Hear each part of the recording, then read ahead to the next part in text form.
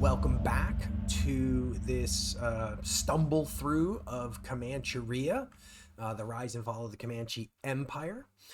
When we last left off, I had taken 2 turns essentially, and we have a war party on the board from my northern enemy, and we are moving into my turn here. So we do the war column phase.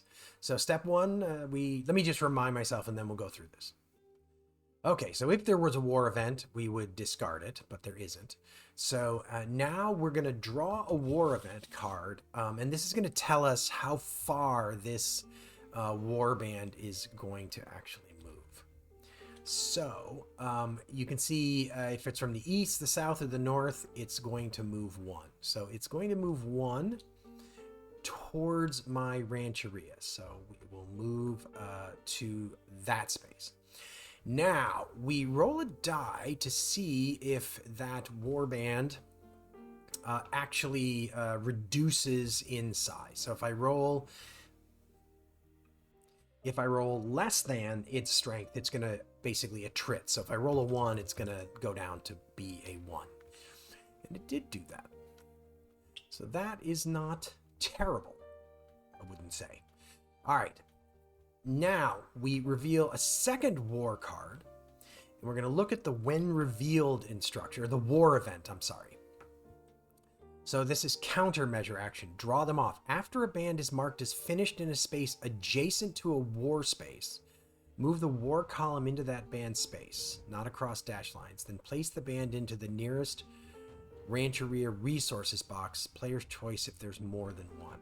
So essentially, this is a way that I could use to sort of draw this enemy away from my rancheria.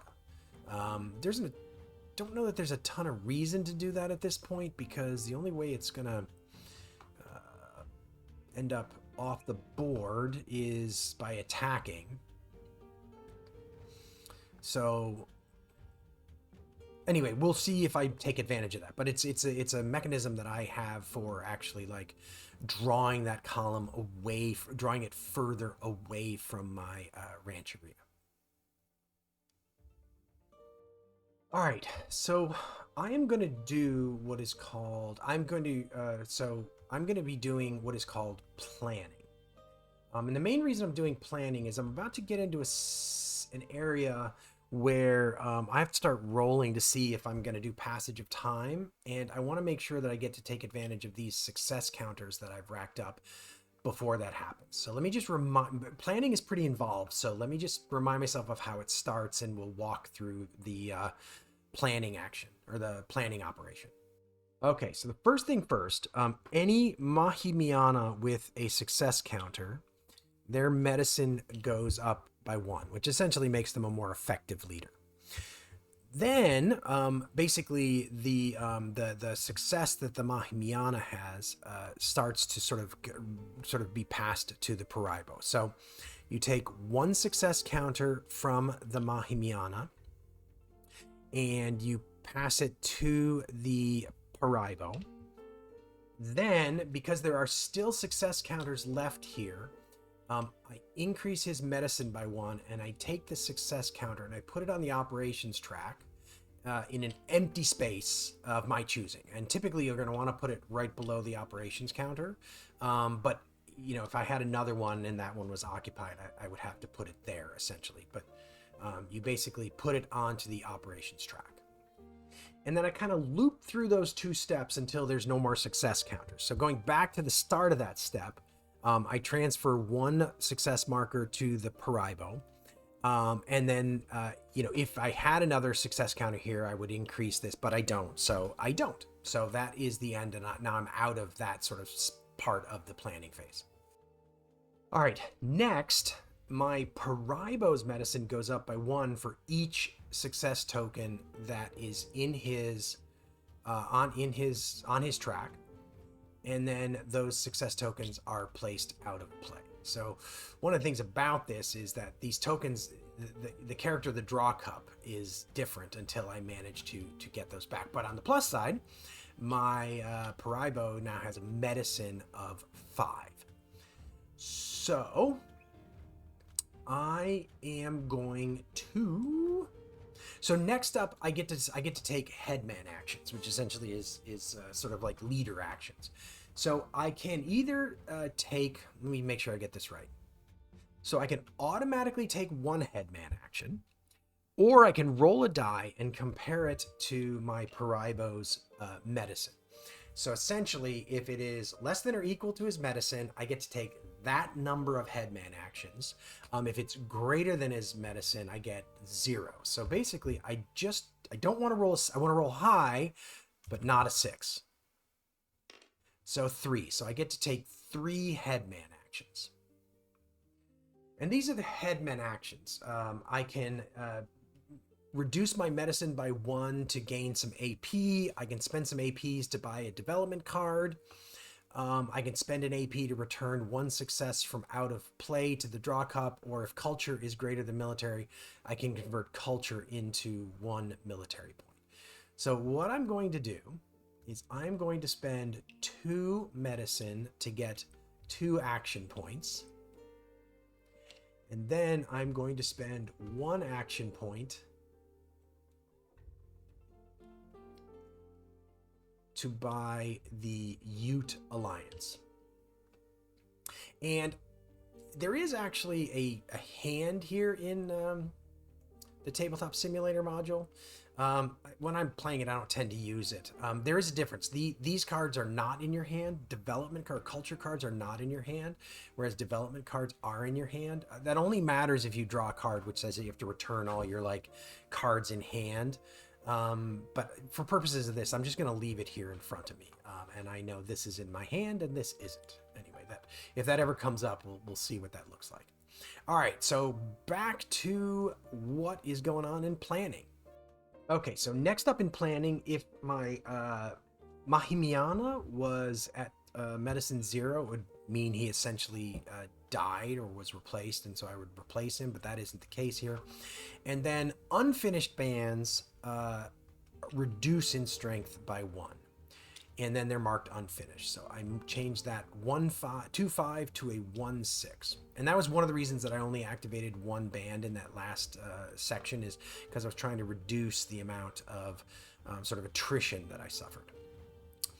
Now, the next thing that I can do is I am allowed to move my Rancheria and get it, basically move it on the board. I can move it number of spaces up to the sum total strength of the bands in its resource box. So I have 2 2s and a 1, so I can move it 5 spaces. They may not enter, this is what's important, I was checking this. They may not enter enemy spaces, but may pass through peace spaces. And one of the things I was checking was whether or not this was an enemy space. And what I found was that enemy spaces, square-shaped map spaces are enemy spaces. That isn't that. Round map spaces containing a tribe or settlement counter are enemy spaces. So I don't believe that this warband space counts as an enemy space. So as such, what I'm going to do is I'm going to move this Rancheria 1, 2, and I'm going to put him there. So that is going to become his new space on the map. Now, one of the things that's interesting that I'm looking at right now is it probably would have been better maybe to have like attacked this settlement instead, because that might have been a better place to be. But I'm going to move that Rancheria to there. And that's going to become his new, essentially his new base of operations. So does that, enemy executes 1 free instruction. Okay. So now the enemy executes 1 free instruction. So I believe what that means is...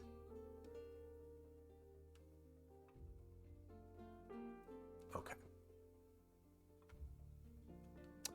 So I'm going to... The yellow is who is the enemy. Green is what chip changes. So we're going to change the west. This culture is going to flip back over to war. Okay.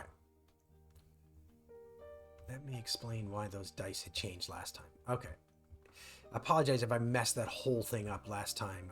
But when I went to deal with the dogs, lost a ton of like sense of what was going on. So then this operations counter moves, and when it enters this space, this success token gets to go back into the cup. So that helps me there. I only have 2 of them out of the game. And with that, I believe planning is over. So we go to operations cleanup. So we enforce stacking rules. Don't have to worry about that. I don't have a rancheria with finished bands. So I'm going to basically draw and reveal a token. And this is to see if he gets a free action. And he does. So he gets a free action. Wait. Not a free action. I'm sorry. So I place it there. Now again, yellow is who the enemy is. So the west, and we're going to flip instruction number 2 to subjugate. So 2 enemy APs is less than this peace marker, so we can't execute that peace instruction, so this just stays here, and I get a bit of a quiet turn from my enemies. So now one thing that's going to happen is every time I take an action now, I'm going to be rolling to see if I have to do passage of time with my next action. But that is not the case right now. So we start with the war column phase. So we roll a die, and if the die result is less than the war column strength, reduce its strength by 1. But the strength is 1, so I can't roll less than 1. So now we see if that war column moves. And it doesn't. So east and south move. That war column does not, but we still draw a war event. So this is another countermeasure. It would actually allow me to trade captives for ending this war, or ending this raid. I don't think I'm going to want to do that in this case, however. So I still have 2 APs available, which is actually sort of an important thing. So I am going to take actions. That is going to be my my choice here. Is to take actions. So I take all of my bands, and I place them like so.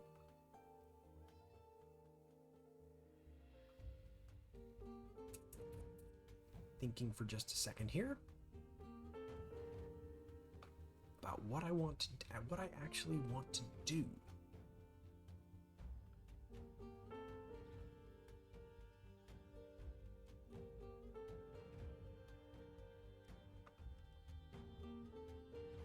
Okay. So one of the things is I've got a passage of time coming up, and there's a disadvantage, even though this is technically my ally, there's a disadvantage to not having any ravage markers on the board when you do passage of time. So I'm going to deal with that. So I'm going to put this band together with 2 horses, and I'm going to move them 1 space, and I'm going to raid here. So check something. So raid only costs 1. So I only have 2. I don't have my Mahimiana with me.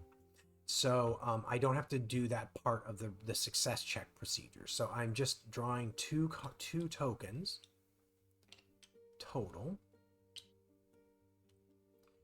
And that was terrible. Now, let me just check something real quick.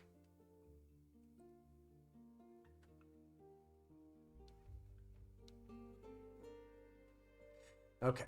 So now I have to roll to see if this raid causes my peace to end. So I am rolling, and it is less than or equal. It is equal to.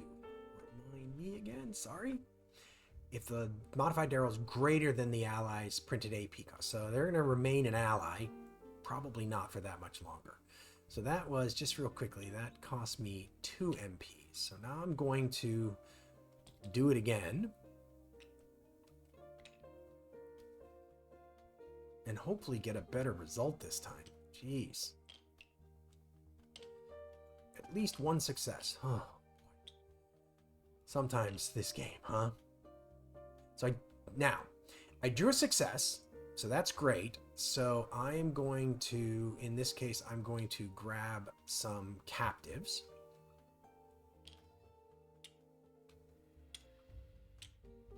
I'm going to place a ravage marker.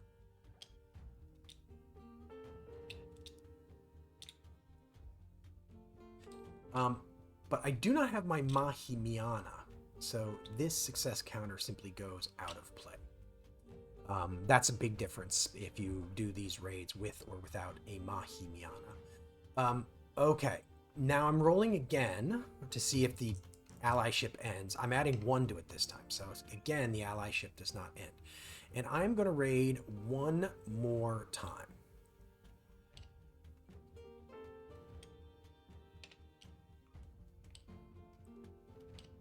Whew.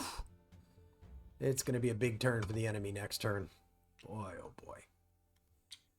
Okay, well, I did get a ravage counter, so that's good. So the odds are that I'll get to... There's a good chance that I'll get to keep those ravage counters, or I'll have one when we get to passage of time. Now I'm rolling, but I'm adding 2. So chances are these guys are like, okay, enough's enough. Enough's enough. We are no longer allies. And then with my last movement point, I'm going to move this unit to here. Is that where I want to move him to? If I moved him to there.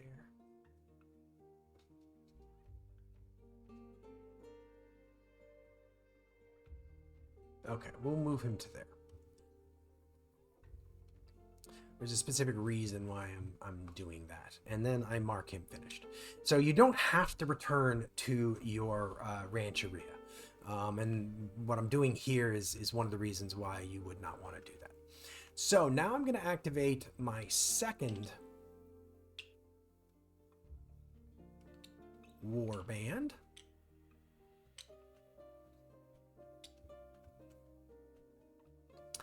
And I am going to move them. Let's see, let me think about this. 1, 2, 3, 4, 5, 6, 7. That would take a lot to get there to do that.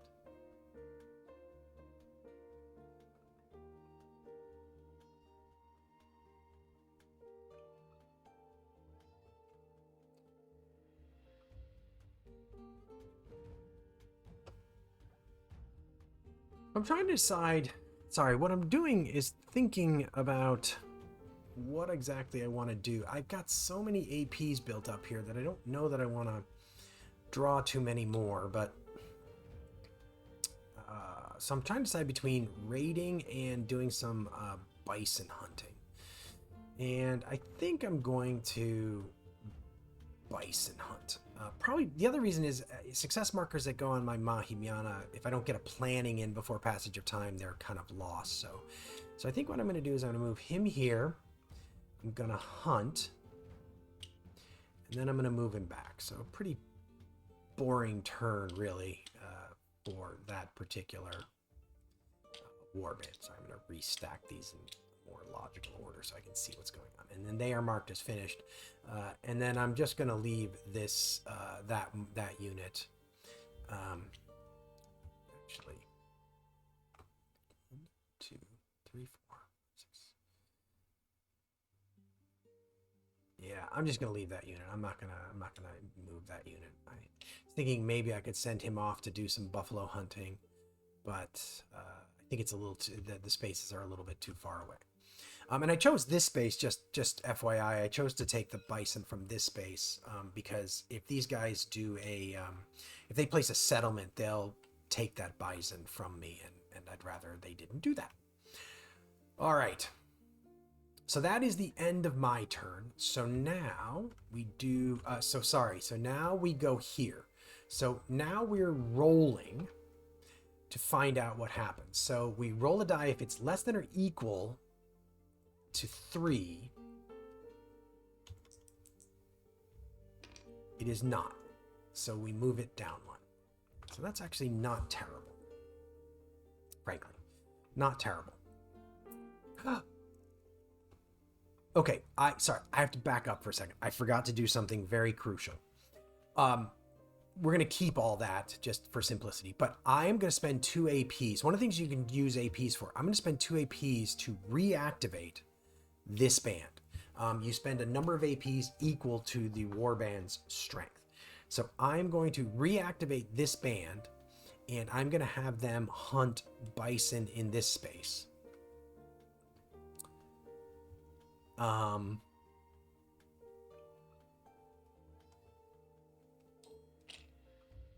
And that is all that I'm going to do. I'm just going to have them hunt bison in that space. Okay. And then I do this. I roll that 6. This moves down. And now I am doing operations cleanup. So, enforcing stacking rules. A stacking rule is essentially if I were to leave one of my war bands in a space here or here. So essentially, if there's 2 things in a space, you end up losing your units. So you never ever want to do that if you can help it. So, oh, sorry, this has to get marked as finished. So now I'm going to roll for a Rancheria with finished bands. So here there's Well, there's 2 finished bands. This band is not in the Rancheria, so I'm basically only on a 1 do they get a free instruction. They do not get a free instruction. Okay.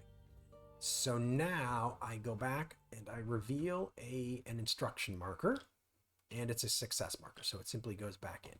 So now I'm going to roll. Yellow is who, green is which token.